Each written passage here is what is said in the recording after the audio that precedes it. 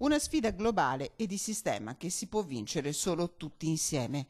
Il Veneto, guidato dal governatore Luca Zaia, ha trionfato con Milano a Losanna. La macchina è pronta a partire. Padova dice sì, parola di università, comune, provincia.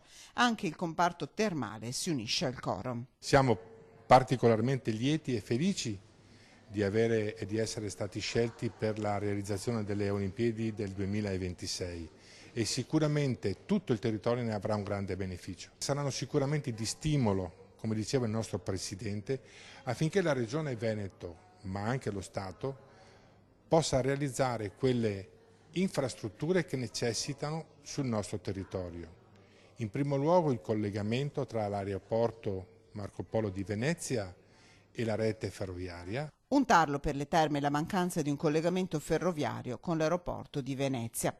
Un enorme disagio per ospiti stranieri che pagano un volo prezzi più che accessibili e poi, in mancanza di efficiente servizio pubblico, sono costretti a scegliere un taxi.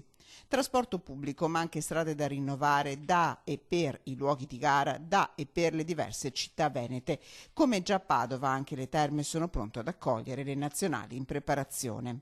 Una che è la nazionale di sci austriaca, che ogni anno fa una preparazione qui a Montegrotto presso un'azienda del territorio, e la nazionale spagnola che già da 2 anni frequenta le terme qui da noi per fare delle sessioni di immersione in apnea per aumentare la propria, diciamo così, prestazione atletica. La volontà di partire c'è, con enormi speranze. Padova, insieme a tutto il territorio delle terme dei Colli Euganei, dovranno fare sistema per potersi presentare al meglio per questa occasione, che soprattutto si rivelerà importante dopo la chiusura dei giochi.